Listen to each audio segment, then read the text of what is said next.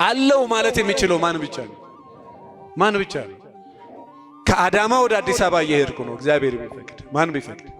ከአዳማ ወደ ወለንጭት እየሄድኩ ነው፣ ወደ አሰላ እየሄድኩ ነው። ማን ቢፈቅድ? ወደ ዝዋይ እየሄድኩ ነው። ማን ቢፈቅድ? ማታ ተኝቼ ጠዋት እነሳለሁ። ማን ቢፈቅድ?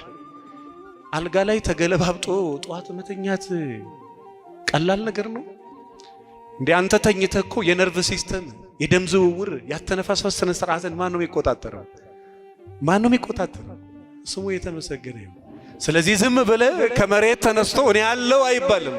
አለው ማለት የሚችለው እግዚአብሔር ብቻ ስለሆነ፣ አለውም ካለ ያለው እሱ ብቻ ስለሆነ፣ ያለም የሚኖርም ስለሆነ፣ ሰው ግን አለው ብሎ መናገር አይችልም። ማታ ከተኛ ጠዋት ላይ ይነሳ ይችላል። ሰውነት ስላለው አለው ማለት አይችልም። አይታችኋል አይደል? 70 ዘመን ሙሉ ካንገቱ በላይ ማሽን ውስጥ ገብቶ ይኖረውን ሰው። እኔ በጣም የሚገርመኝ እንደው እጅ ያላችሁ ሰዎች አላችሁ፣ አይን ያላችሁ ሰዎች፣ ሕያው እግዚአብሔር ምስክሬ ነው፣ ከዚህ በላይ ሀብቴ። አይን የሚያይ ከሆነ፣ ጆሮ የሚሰማ ከሆነ፣ እግር የሚራመድ ከሆነ፣ ሰውነት ምግብ መቀበል የሚችል ከሆነ፣ ይሄ እጅ የሚንቀሳቀስ ከሆነ፣ እዚህ የጀርባ ነርቭ ሲስተሞች የሚሰሩ ከሆነ እግዚአብሔር ይመስገን ብል። ማን ይመስገን? እቺ ጣት እንደዚህ ተዘርግታ እንደዚህ የምትታጠፈው ማን ሲፈቅድ ብቻ ነው። ያልተያዘ ሰው አያውቀው። እኔ ብዙ ምስኪኖች ያውቃል። በጣም የሚያስደነግጥ አዲስ አበባ ላይ የ400 ሚሊዮን ብር ቤት ውስጥ ነው የሚኖሩት። ቤታቸው የ400 ሚሊዮን፣ እነሱ የሚኖሩት ሆስፒታል። በጣም የሚያስደነግጥ የ30 ሚሊዮን ብር ኒሳን ፓትሮል ገዝተው እነሱ የሚሄዱት በዊልቸር ነው። ስለዚህ በእግራችሁ ከሄዳችሁ እግዚአብሔር ይመስገን። ማን ይመስገን? ተከራይተህም ቤት መኖር ከቻልክ እግዚአብሔር ምስክሬ ነው፣ እግዚአብሔር ይመስገን። ህመም ራሱ ከተሰማችሁ ጨጓራም፣ ጉበትም፣ ካንሰርም፣ ደም ግፊትም ካለ እግዚአብሔር ይመስገን። ለምን?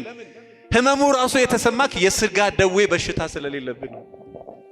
ጤነኛ ካልሆንክ ህመሙ አይሰማህም። ህመሙ ራሱ እንዲሰማ ጤነኛ መሆን አለበት። ስለዚህ ማን ይመስገን?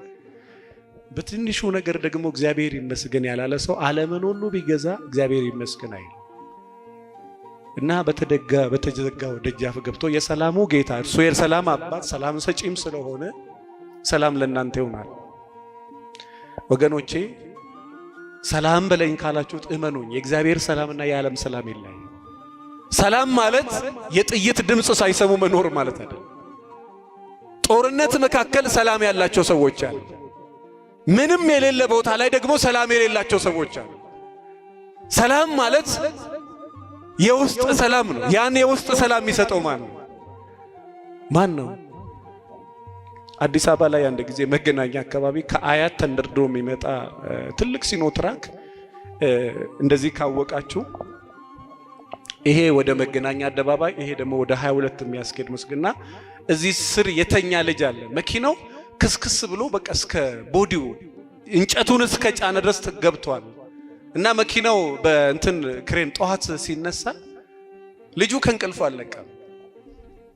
ፍሬን በጥሶ መኪናው ተጋይቶ ሹፌሩ ሞቶ ረዳቱ ሞቶ መኪናው ተከስክሶ እዛ ስር ልጅ ተኝቶ ነው። መኪናው ከተነሳ በኋላ ሞቷል ብለው እንደው ጨርቅ ራሱ እየደረቡ በኋላ ልጁ ከእንቅልፍ እንደሚነቃ ሰው አይኑን እየጠራረገ ነው።